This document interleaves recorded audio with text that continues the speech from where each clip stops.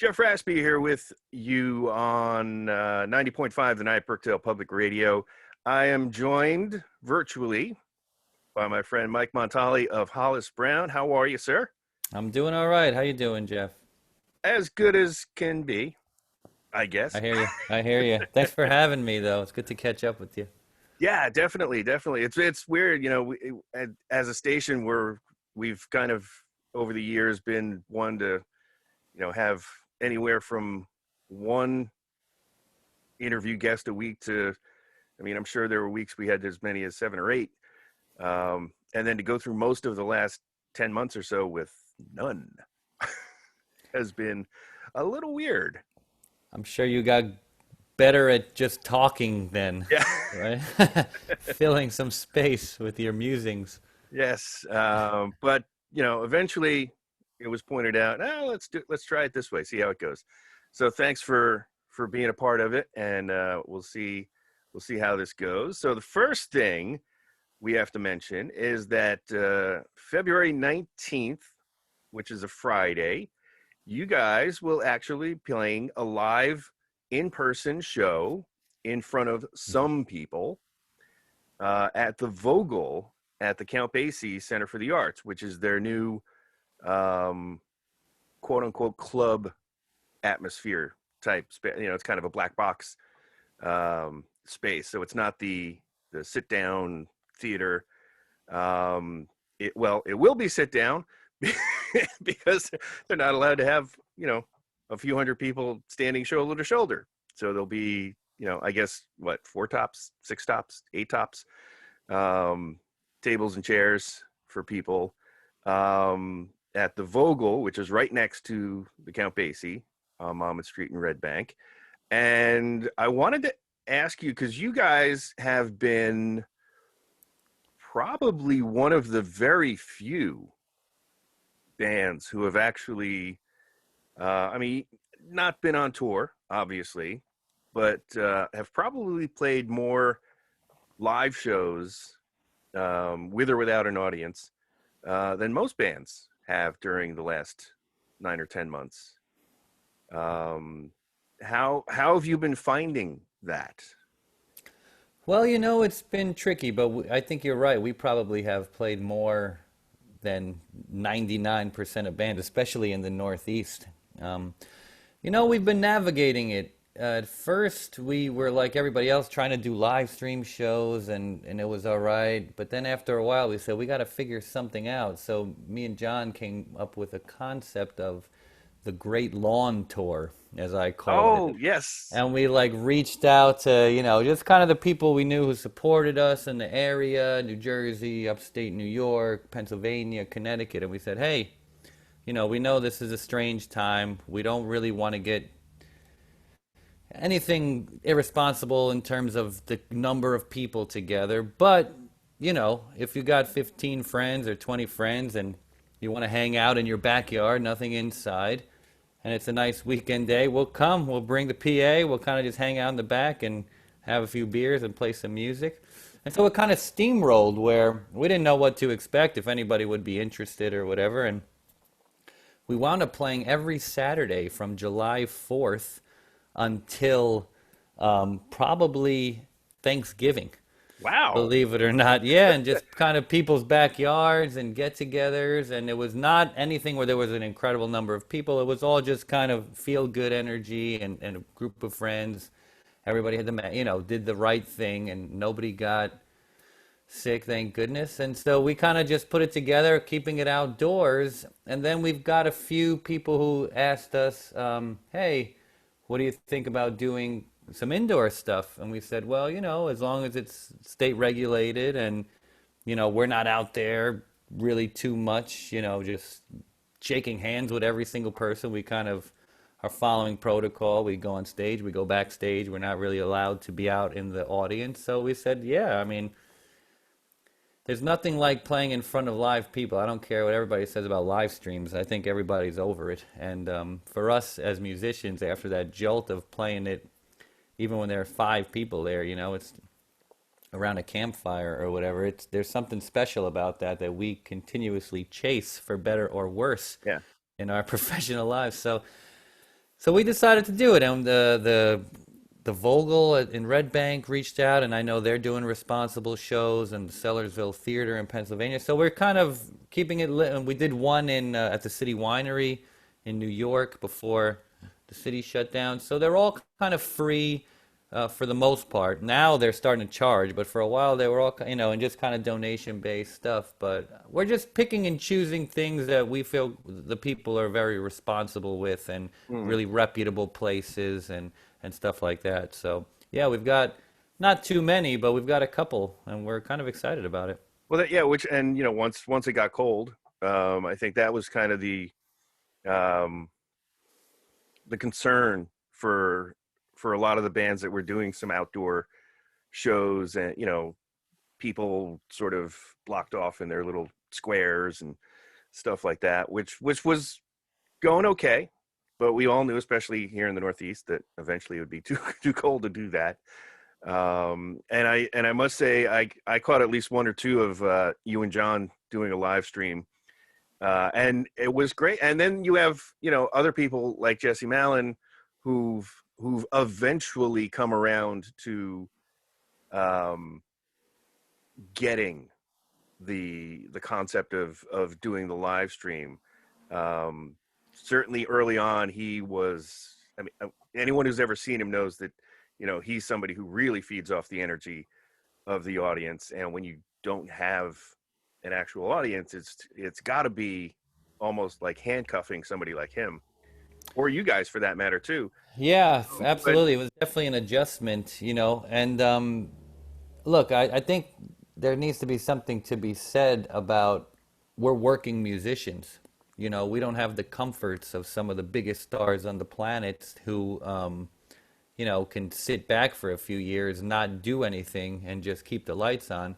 And we also are full-time yeah, musicians. So after a while, it's kind of ridiculous for the powers that be to expect working musicians to be able to just sit around for years and think that they're just going to snap their fingers one day and magically come back. So we've all kind of been figuring out ways to stay active and keep going. And for some people, it's been these high-profile live streams, which are great.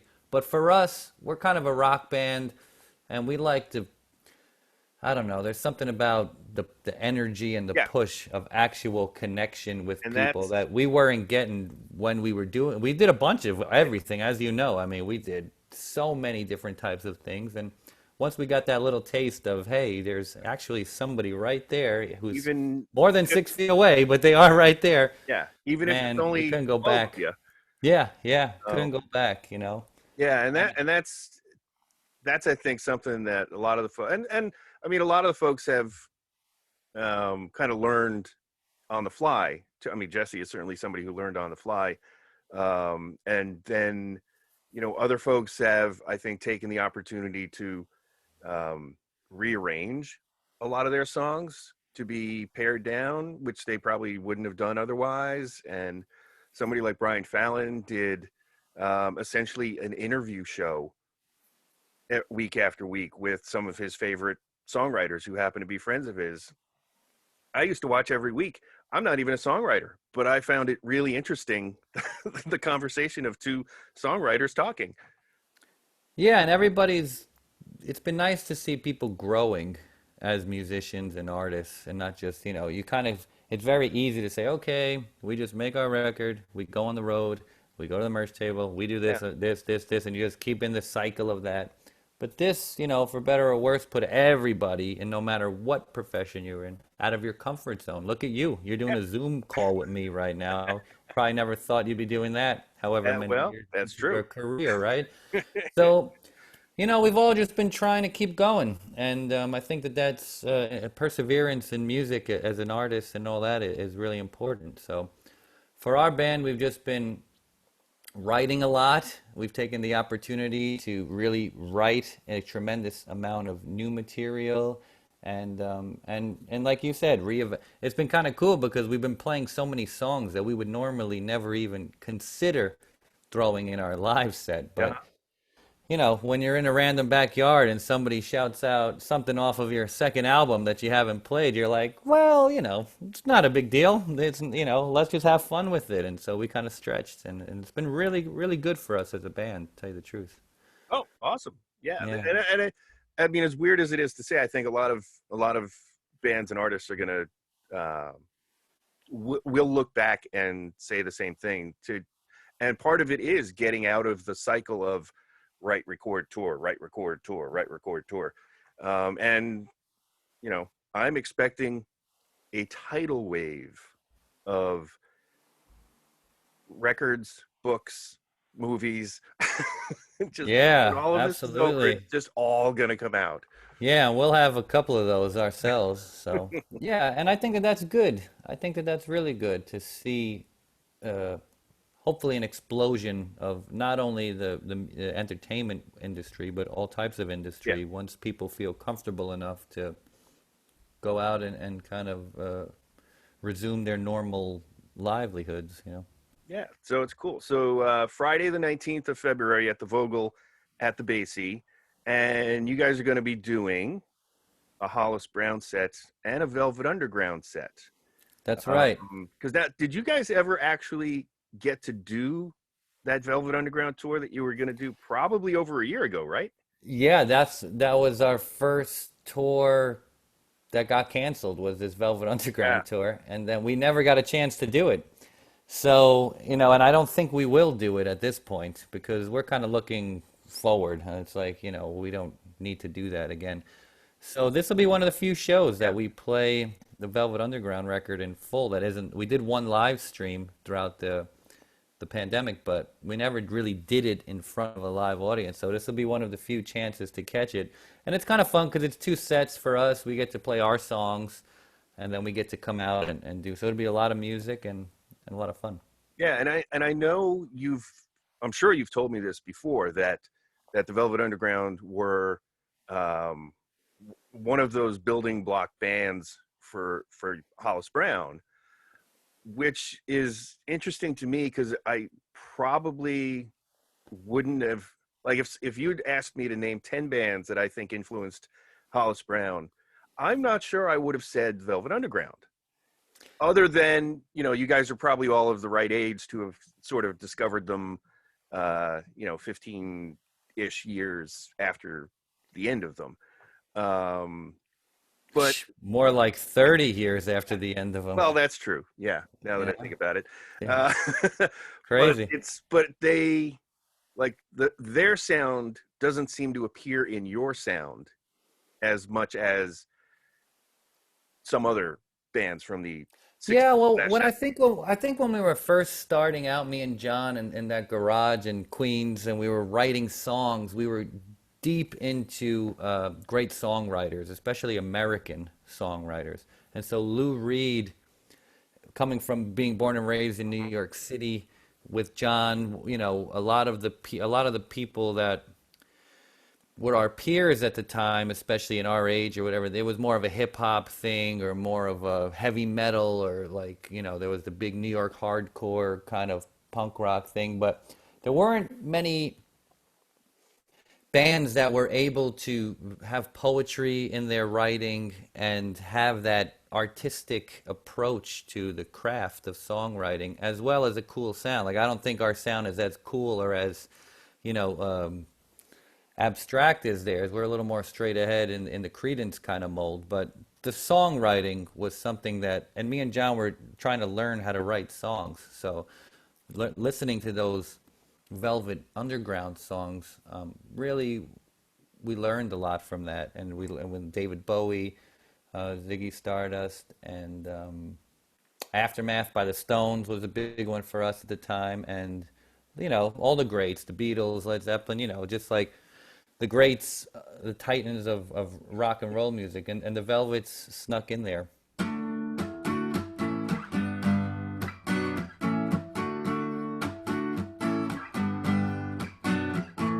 I sit around on the corner, oh, with a suitcase in my hand.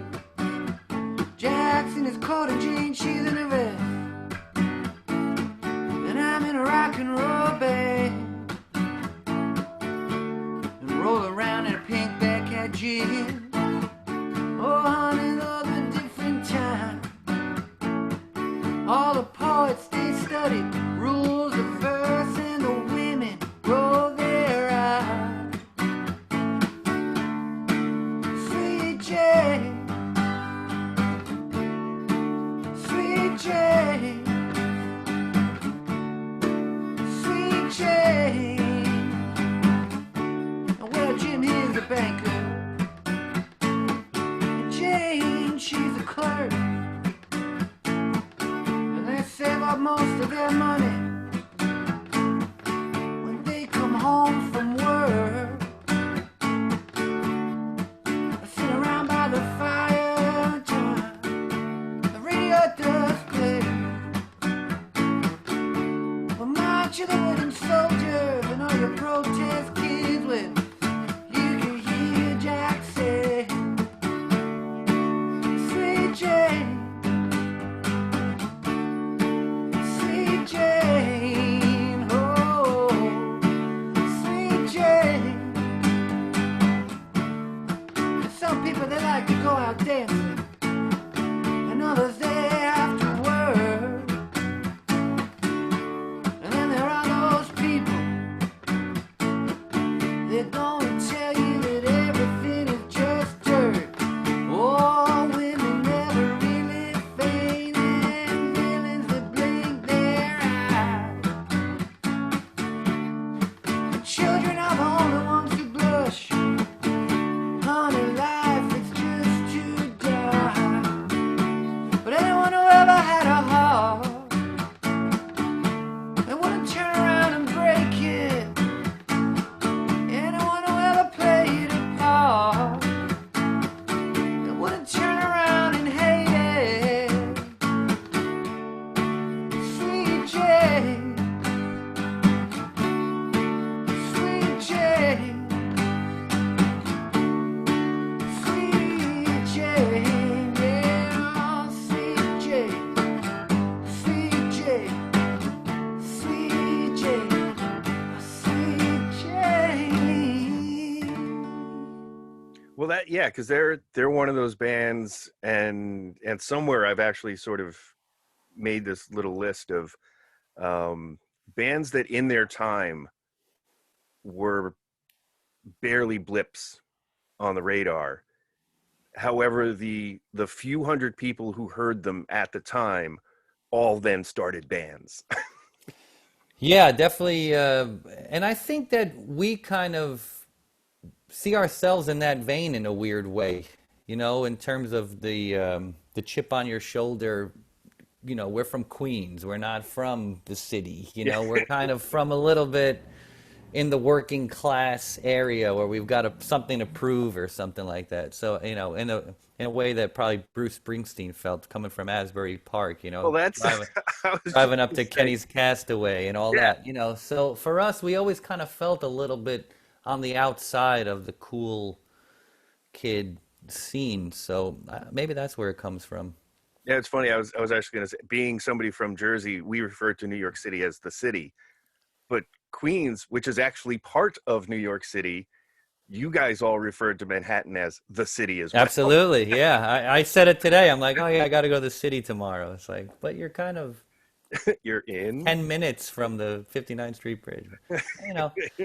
It's an attitude thing, and so that's probably where it comes from. A little bit of feeling like you're on the outside a touch. So at this Vogel show, you're going to do Loaded? Yeah, we're going to do Loaded in full, and we're going. I wasn't inferring that you guys are all going to, get on stage drunk. We're going to get loaded. No, we're going to do a Hollis Brown set, probably like an hour of Hollis Brown music, and then we'll do the whole Loaded album. Cool. And is that what you're also going to do? Because I have noticed that you mentioned the Sellersville Theater earlier in Sellersville, Pennsylvania, outside Philadelphia. You guys are going to be there on April 9th, according to what I read. Yes. Yeah. Is that also going to be another split show? It's going to be a split show, but it's going to be a Hollis Brown set, and then we're going to do the Rolling Stones Aftermath. Oh! Yeah. So we're going to be doing that record that night. or at least a lot of it. You know, maybe not all of it, but we're gonna be doing some Stones that night. So that actually brings up an interesting question. How do you guys feel about the whole uh, tributes album kind of? Uh, I mean, you guys could be playing your own songs during that part of Yeah, the and show. we will be. Yeah, you're right. You know, honestly, And let me preface this by saying, as a fan and as a sidebar, somebody who actually helps produce a tribute show, yeah, that's right. I That think I've been a part of. that's true, more than once. Yeah. And I think it's fantastic. I think it's a lot of fun for the audience. I know from talking to the musicians involved that it's probably more fun for them. Well, that's the other thing. It is a good release where it's just like having fun with your friends playing music, which is kind of the way it should be. And especially for us as a band, you know, it's like, and people have seen it, people have come to see us 50 times. You know, we got to kind of keep growing and keep doing new things. And all of my favorite bands were kind of tribute bands for their first records. You know, like look at the Beatles. They were basically a Yeah, Buddy Holly and Chuck Berry cover band. yeah, Stones as and of well. course the Stones did a lot of You blues know, stuff. you listen to Zeppelin 1 and it's like, you know, everybody's ripping off Howlin' Wolf and Muddy Waters. So I think that that legacy of continuing and paying tribute and homage to the classics before you is kind of something that we're really proud of. And we want to be a part of that lineage of great music and continuing that conversation of rock and roll. So I don't. I love playing songs that are great, and I don't care if I wrote them or somebody else wrote them. If it's a good song, I have fun playing it, and I think people respond to that. And we're lucky enough to be a band that can do that. Yeah, You know, we can switch it up and play all types of crazy stuff. So for me, I love it. yeah, and I mean, it's not like someday you're gonna do a split show of a Hollis Brown set and like Tarkus from Emerson, Lake and Palmer or something. But Yeah.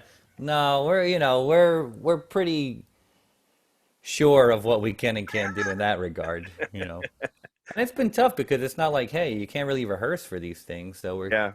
we're kind of just Oh, showing up. actually, yeah, I hadn't even thought of that. So how's the band gonna get up to speed with Loaded and Aftermath? Well, that's a great question. You know, we'll get together. We usually get together in somebody's apartment, run through some stuff. We usually do really long sound checks, and we're actually doing a residency now in Marlboro, New York, every Saturday, where we kind of sneak one or two of these tunes into the set, just as kind of a bit of a, warm That's up. rehearsal. Yeah, exactly. So, we sneak them in. We find a way. Yeah, I wasn't going to mention it because Marlboro, I think, is at least a couple of hours away from here on the Jersey Shore. Definitely. But for anyone who's really jonesing for some live music with a live band, it's worth the trip. So you guys have been playing, is it weekly? We're doing every Saturday for 5 weeks, and we only did the first week was last week, and it was great. So So that's we going got to go four more. until It's gonna like go till the the end of, end. Yeah, last Saturday of February. okay, Yeah, and we're doing a different record every week of your own. of our own. Yeah, of our own, which is work too. It's like, wait, how did that song go? Mike Montali from Hollis Brown is here with me. We're talking about a whole bunch of things, not the least of which is February 19th coming up at the Vogel at the Basie, a two-set show, one doing Hollis Brown songs and one doing the Velvet Underground's Loaded album. And then a few weeks later, April 9th at the Sellersville Theater in Sellersville, Pennsylvania, where again it will be split between Hollis Brown set and an Aftermath Rolling Stones set. So now with the separation and the downtime and the early months of just complete confusion, nobody really knowing what to expect, how long to expect it, that kind of stuff. Should you guys have already had an album release between like now and last March?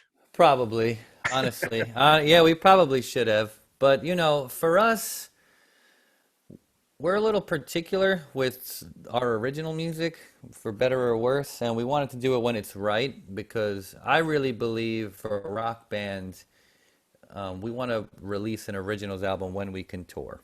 Yeah, I know that yeah. sounds Which crazy, but, no, that makes complete sense to anyone who thinks about it.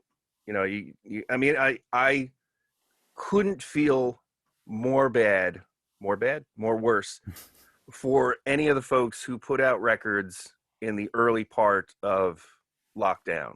Like, yeah. I mean, I feel horrible for Brian Fallon because his record actually came out the week of lockdown. Yeah. So he couldn't, I think he's canceled his tour 3 times Yeah, it's now. tough to work it. And for us, we were planning on touring the entire 2020. So we put our album out in 2019, Ozone Park, and we Mhm. toured that entire year from the day it came out until, which was June 5th, until December. We literally toured the entire time. And you Some of even the- played a little show before it came out at Danny Clinch's Transparent Gallery. That's right. Yeah, we were working. That's right. That was awesome. And so, yeah, we were kind of working really hard the road in 2019, and we were planning on doing a 2-year tour cycle around it. So Oh, 2020, wow. yeah, 2020 was going to be all year of touring again with the intent on releasing the next record in 2021. So our album cycle was like really working the road hard for that with the plans of putting something new out this year. So we kind of pivoted and we are going to release something special this year, I think, which will be a cover of the tribute record to the Aftermath, the Rolling Stones. We're kind of calling it Hollis Brown Presents Rock and Roll Volume 2. Volume 1 would be Loaded, Volume 2 will be Aftermath. Maybe in a few years we'll do something else, or Yeah. every couple of years. Just kind of make it something that we do every once in a while. And so we did do that and recorded that. That's in the bank. We're actually just mixing it and mastering now and getting all the content and stuff. So that'll come out this year while it's not a heavy tour year. But we've also figured that we can take the time now to really try and make that next level originals album of songs that are just the best thing that we have ever done and the Okay. best thing that is in rock today. So we're trying to take the next step with our originals album and just put really more care into the writing and the production of it. So we're taking our time, but I do think that it will be definitely recorded probably by the fall with the intent on putting it out in For 2022. 2022. Yeah. So none of that's been recorded yet. You're still working We've on the no, writing. yeah, we've demoed all of it. Oh, okay. Probably like 20 songs we've demoed, and we have a studio session actually for the end of March where we're going to be recording, I think 5 or 6 songs with Byron Isaacs, who is Sure. the bass player from the Lumineers, and he's in the Lost Leaders, and he's really a great friend of ours, and we trust him. Awesome. So, yeah, so we're going in the studio with him to record some stuff, and then just every couple months keep going in the studio. So that's our plan this year. Yeah, Byron's great. I first met him when he was in Olabelle. Oh yeah, nice. Yeah. And then, fast forward a handful of years and I'm standing in a crowd of, I don't know, 4, 5, 6,000 people and he's playing with the Lumineers. Yeah. No, Great band. actually, even crazier than that, when the Lumineers opened for U2, Ooh. I went to the show in Philadelphia. So I was in a crowd of 50,000. Man, that's the one band that that's the one band I have never seen live, U2, it's on my Really? list. Yeah, it's the one it's one of the few that I have not gotten to yet that I'm dying to go see live. Yeah. I mean, and I understand a lot of the criticism they get for being a stadium rock band. But you know what? There aren't many left. There aren't Exactly. many stadium And rock to, bands left. and to be at that level for that long and still releasing relevant material, I love that band. Yeah, and I love that band. I'm trying to remember who. They're almost too successful. That's the problem. Well, They're like- there's maybe those of us who saw them in 81, 2, 3 or something like that. A 250 person club. We're the ones who are upset about You that they're saw playing. them? You saw them on those I runs? first saw them in 80. Actually, it was 83. It was 83. Wow. Amazing. Yeah, it's amazing. I wasn't even born. Um, but yeah, I mean, and I believe I was speaking with Glenn Hansard from the Frames, and we were talking about the few people, and it's probably literally only one for each finger on both hands of the people who can stand on a stage, be a tiny speck to the person in the very last row, and still have them in the palm of their hand and still command the room, quote unquote, even if that room is MetLife Stadium. Yeah, you're right. And to do that in not just a few places, but everywhere on the planet. Pretty amazing. Pretty Yeah, amazing. And they're great yeah, songwriters too, I think. Great yeah, songwriters.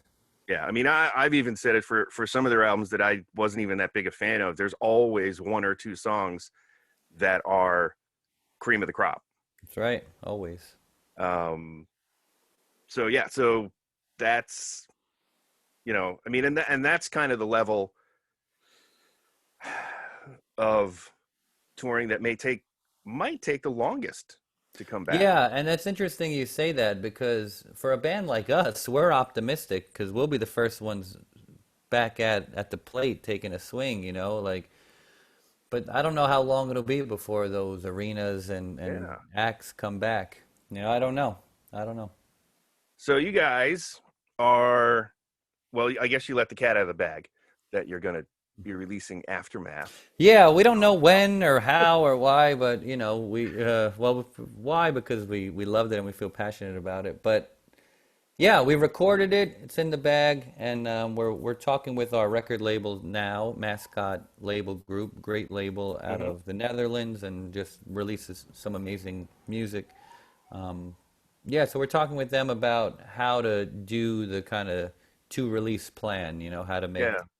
turn this kind of tribute record into starting up and flowing into an originals Yeah. album. Cause they probably, I mean, they may not have gotten far into the plan, but they were probably planning on the originals album Yeah, being, definitely. the real Hollis Brown album to be the thing that appears first. Definitely. Yeah, that was kind of the original plan. But we just want to this pandemic made us realize that we just want to be releasing stuff, maybe we'll do a live album in the pipeline. We just want to be creative and keep making stuff. So, Yeah. And I think you're right that doing the Aftermath album first, I mean, part of a good reason is it's done. yeah. um, Exactly. but that's not necessarily a record that you have to go out on the road for. Right. And I The think it's next a record. original Hollis Brown album, you will have to go out on the road for. Yeah, and we will want to. Yeah, yeah. Which of course doesn't mean that and I know you guys have done this. You go out on a an original album tour for Hollis Brown, and you play a Velvet Underground song, you play a Rolling Stone song, so you kind of work it in, but you're not committed to doing 25 Aftermath shows or loaded shows.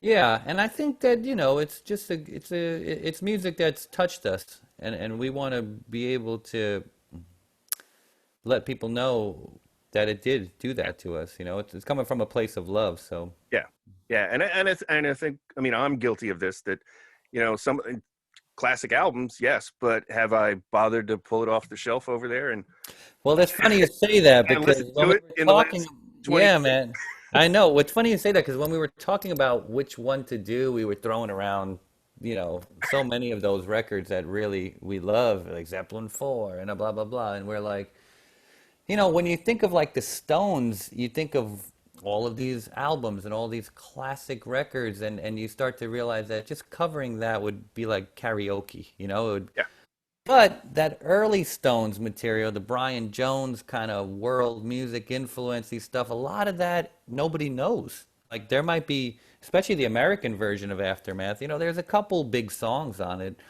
of course, but a lot of it is just like almost like a bluesy rock, raw. They're like young kids just trying to figure out how to write songs, and you could tell they're just learning their Yeah. kind of swagger a little bit. So it's really got a nice flow to interpret Mick didn't versus have all, doing, something that was some girls or yeah. something like that. Well, I was going to make the joke that Mick didn't have all his moves yet. no, definitely not. Definitely not. But he sounds great on that album. Oh man, it's killer, killer. HollisBrown.com is the place to find out all about this. And like we said when we started, you guys have actually been, I can't say out on the road, but you've been at the forefront of safely trying to play in front of people. And you mentioned that some of the shows, and I think I noticed this in some of the show announcements. Actually, I think isn't the residency at the Falcon, quote unquote, donation? Yeah, Yeah, that's a free show. New York State, there's no tickets, so you kind of RSVP and but you you just do have to obviously make a reservation because yeah, you have to make a you can't reservation have to come. 200 people show up. Yeah, yeah. You got to make a reservation in advance and do it the right way. And that's something that we're a proponent of because, I think honestly, doing nothing is not the answer, and doing too much is not the answer. So we've tried to just be hopefully something that when people look back on this or if or whatever, they say, oh, at least, we're trying to do it the right way where we can still create and still bring live music to people in a responsible way that people don't feel uncomfortable and there's no weird stuff involved. Yeah, I mean, and I think with a lot of venues sort of installing equipment, cameras, quote unquote TV mixing and stuff like that to facilitate a bunch of live streams that have happened in a lot of clubs in the last 10 months. I think it was Danny Clinch I heard talk about at some point in the future when bands are more able to go out and play live, that when a show sells out, then flip the card and do, okay, so the show's sold out. We've already got our 250, 350 tickets sold. But for those of you who couldn't make it in, it's going to be live streamed. Catch the live stream. It's great. Yeah. Yeah. I mean, and even if it's just, I love what looked like security camera footage of the Capitol Theater in Passaic, legendary theater through probably the 60s, 70s, and 80s. There's a whole bunch of stuff online of a lot of their shows. And it looks like there might have been 4 or 5 cameras around the room. But technically, yes, the video looks horrible. But it could have been 1981. Who knows? Right. But, it'd be that kind of thing, but A, in color, and B, with better video and audio, because it's 2021 now. Yeah, but you know what, man? When we first started, we were like me and John were in my living room just setting up camera, and everybody was on YouTube, so the whole thing was like spotty, and we were so frustrated with how do we make this better? How do we make this better? But it was kind of nice to see, for the first time in our careers, we were on the same production level of Paul McCartney. You know what I mean? Because he was. I put on like my Instagram, and I was like, wait, Paul McCartney is using his iPhone in his basement?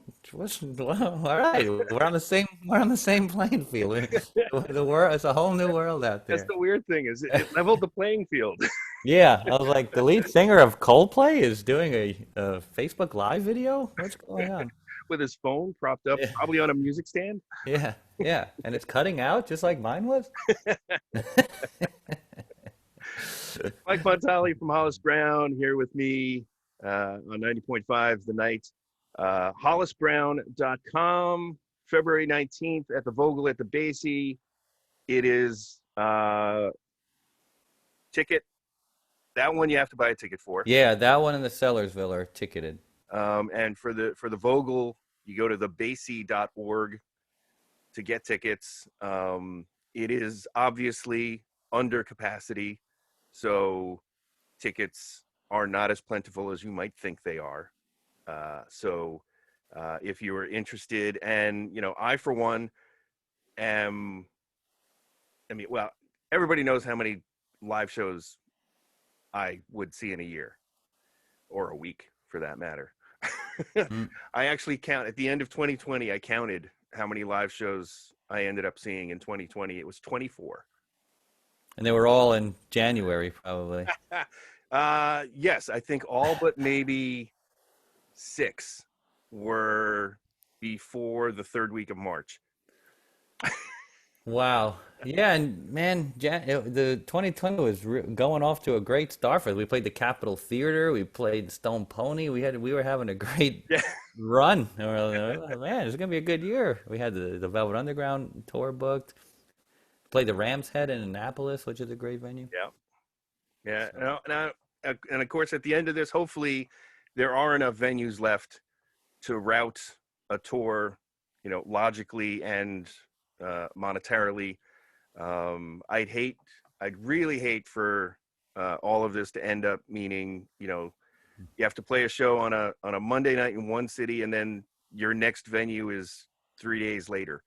well, it's funny you say that because that's one of the things that we're weary of, right? It's like, if we're gonna put a tour together, how are we going to do it? Yeah. What state is going to be where during that time, etc. So, we'll see where the wind takes it. Yeah. So hopefully sooner than later, things are starting to look up a little bit anyway with the vaccine rollout, and New Jersey recently expanding, restaurant hours and capacities and stuff. So hopefully, and I think New York did too. Yeah, New York's The last week or so. yeah, New York's starting up the indoor dining again and expanding. So, we got to be patient, seventh inning stretch, just got to not blow it at the end and Yeah. and do it responsibly. And I can't stress enough these shows that we're doing for everybody to, they're socially distanced, safe shows. They're not full capacity, not even close. Yeah. They're all in really reputable and responsible places. So come on out, put the mask on, enjoy some music, hang out, get a little sense of normal. Yeah. It's one of those things where, you and I are probably bad examples of this because, we sort of live live music, but I think for a lot of folks who, those folks who maybe go to 4 shows a year kind of thing, it's now hitting them the same way it hit us, like the second weekend.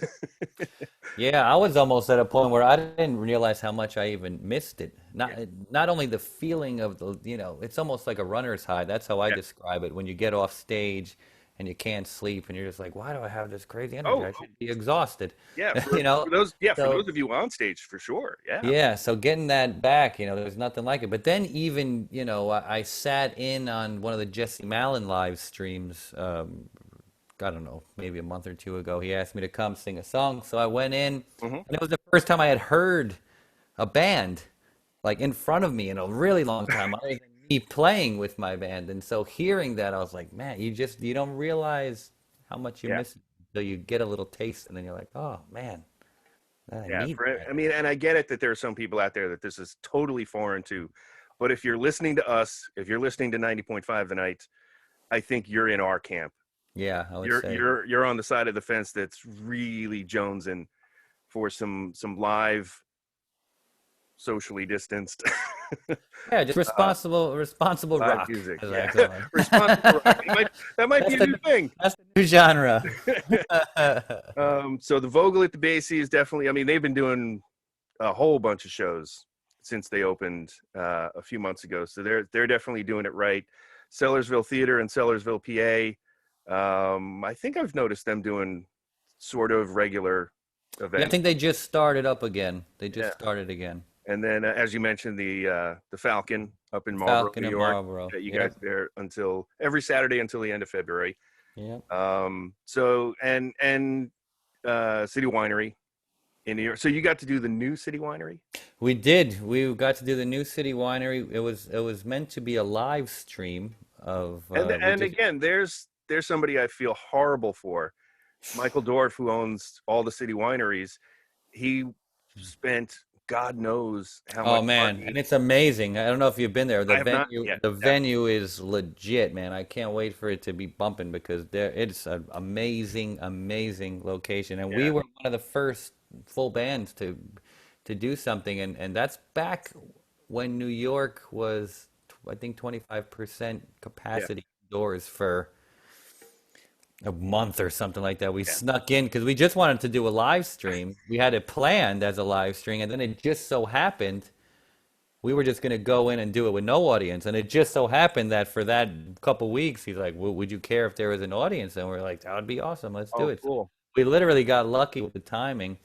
But it's an amazing place, really great venue, and just great number of venues. The city wineries all over. Yeah. We've played a bunch of them now, and they're just, you hope those places are the ones that come back stronger than before because they deserve it. Yeah, absolutely. And I do hope that happens. Like I hope, and maybe this is just because I went to so many live shows and will again.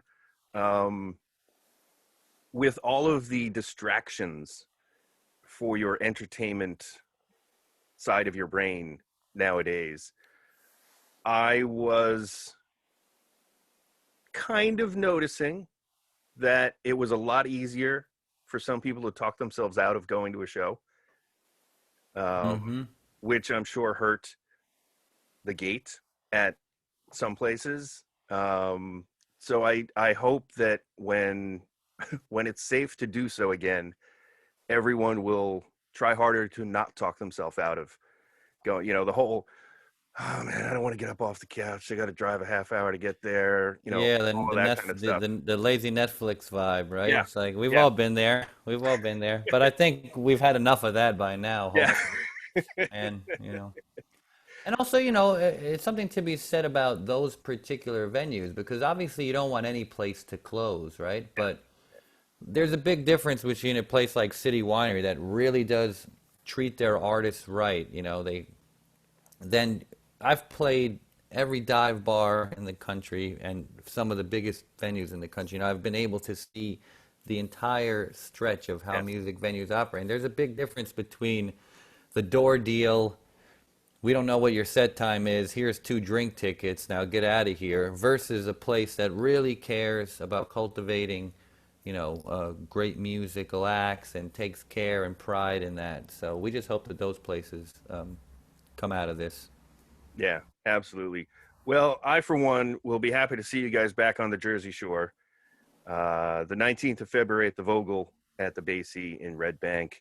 And hopefully a lot more often, not much later than that. Yeah. Will you be doing outdoor shows this year on the beach? Don't know. No. Yeah, I love those. Man. Yeah, you did a couple of those. Yeah, we blew the PA last time. We rocked it. That's right. Yeah, that didn't make the sound guy happy. Not that you guys did it because I mean, as soon as it happened, he kind of knew what happened, and it was the actual speaker failing. Yeah, the speaker. Not really. You guys doing something. Yeah, we didn't kick him in. We didn't kick him in. Although nobody has to know that. So once again, thank you. Hopefully, live and in person, February 19th at the Vogel at the Basie, and maybe more often sooner rather than later. The tribute album to Aftermath coming first at some point before the end of the year. Yes, sir. And then hopefully in 22, we get a new Hollis Brown album. Yeah, man. Rocking. Thank you so much. I really appreciate you having me on and hanging with me. My pleasure, man. Thank you for hanging with us. And we'll see you soon. I'll see you soon. Thanks.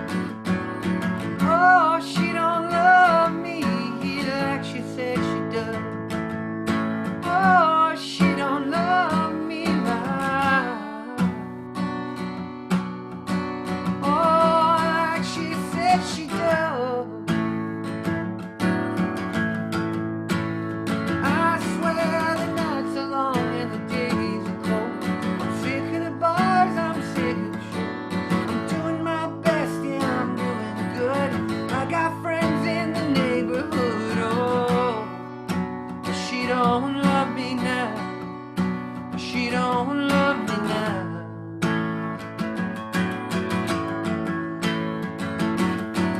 Oh, she don't love me like she said she does. All my nights are lonely and I don't know where to go. You know that I don't miss her when I think about you. You know that I don't miss her way. Oh, honey, when I think about you.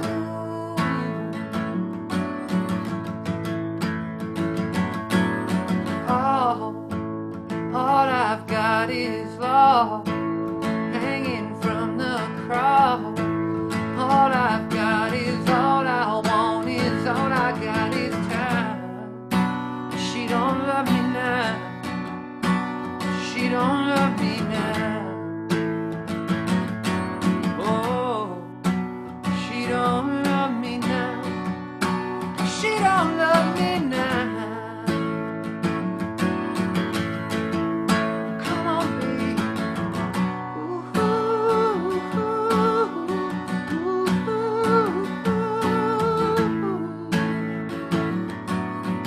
come on now, come on, baby. Ooh,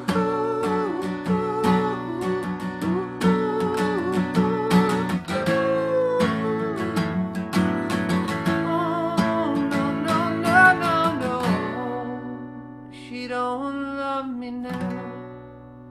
She don't love me now.